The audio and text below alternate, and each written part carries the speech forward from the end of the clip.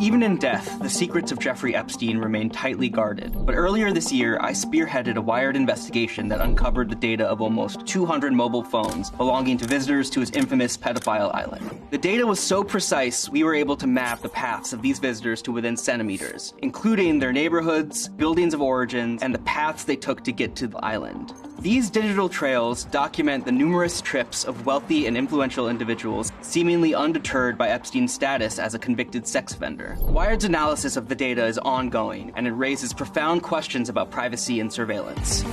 This is Epstein Island's secret data on the grid.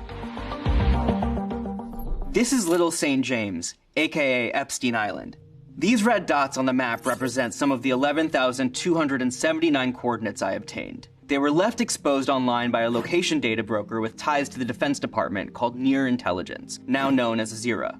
Between 2016 and Epstein's final arrest in 2019, Near collected data on more than 200 cell phones that visited the island.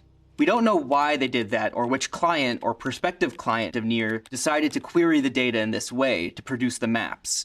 But the maps you'll see in this video show where visitors to Epstein Island spent most of their time. Let's take a step back. You might be wondering, where is Epstein Island anyways? Well, it's here. Little St. James is a private island that is part of the U.S. Virgin Islands, an unincorporated territory of the United States in the Caribbean Sea. Epstein purchased Little St. James in 1998 for $7.95 million. It's about 71 acres, the size of 54 football fields. He made the island his primary residence and soon after began welcoming visitors and throwing infamous parties where he was accused of having groomed, sexually assaulted, and trafficked untold numbers of women and girls.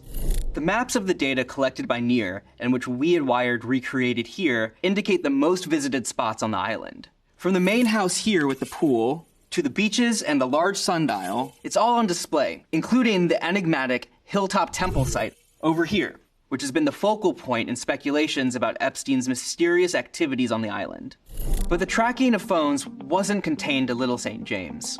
Surveillance continued long after the visitors left. The data reveals the locations of visitors 30 minutes before and after arriving on the island, which shows us the exact routes everyone took to get there. Some landed here, at the Cyril E. King Airport on neighboring St. Thomas Island. With its private jet and VIP terminals, it was the go-to hub for Epstein's 200-seater Boeing 727 plane dubbed Lolita Express. We see data points clustered at various area beaches, hotels, and luxury resorts, including the Ritz-Carlton Hotel here.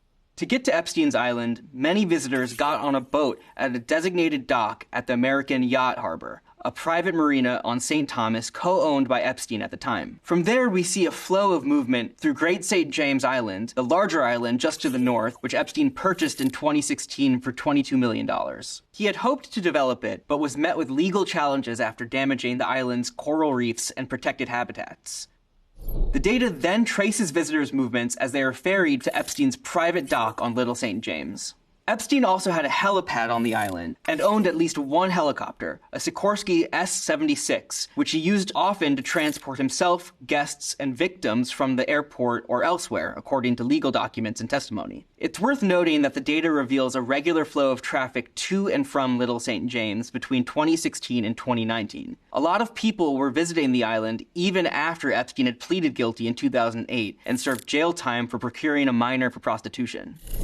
If we keep following the data trail and we widen our view, we'll see that the tracking of visitors continues once they have left the island and presumably gone back home. The Near Intelligence data we uncovered pinpoints 166 locations throughout the United States and 80 cities across 26 states.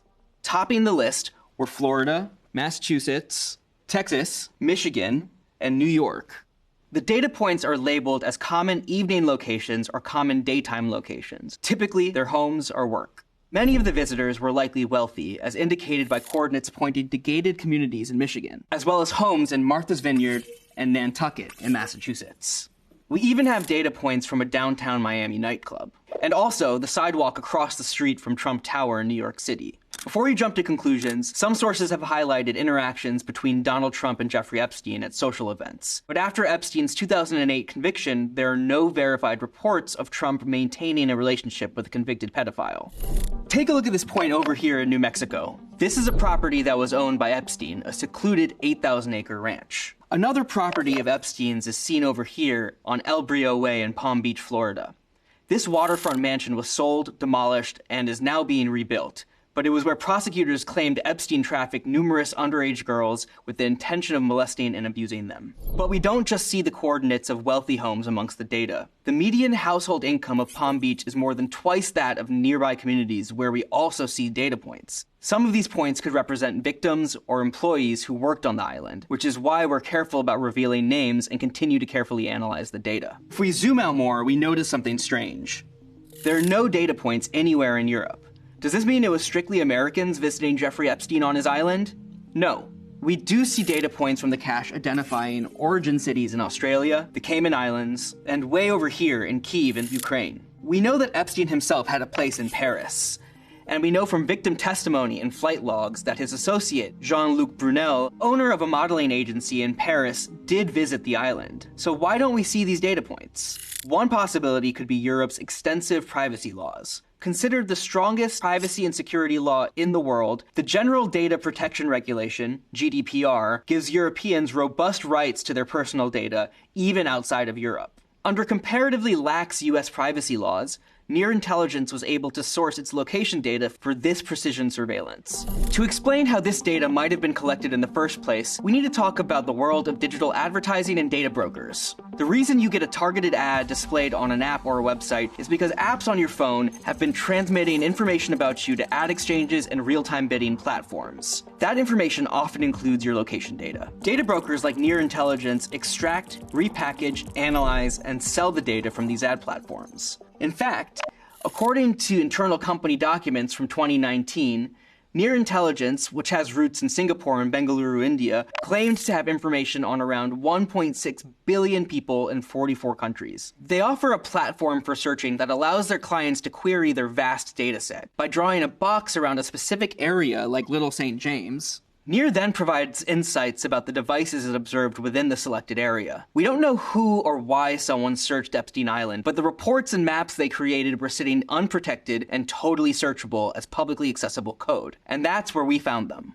And those aren't the only Near Intelligence datasets that we found. Google's web crawlers were able to locate at least 2 other reports, one geofencing the Westfield Mall in the Netherlands, and another targeting a park in El Paso, Texas. This is data unrelated to our investigation about Epstein Island, but it shows how unsafe personal data can be. In some cases, it's just a Google search away. So pro tip, if you don't want your personal data swimming around in the murky waters of programmatic advertising, make sure you limit ad tracking on your phone, disable location services and third-party cookies, and use an ad blocker.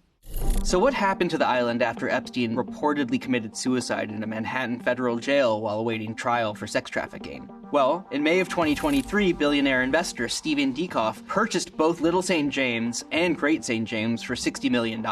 He's currently building a luxury resort on Little St. James that he says could open as early as 2025. Also, Ghislaine Maxwell, former British socialite and Epstein accomplice, was convicted in 2021 on 5 counts including sex trafficking of minors by force. Maxwell was arrested in Bradford, New Hampshire, tracked to a $1 million home by federal agents using location data pulled from her cell phone.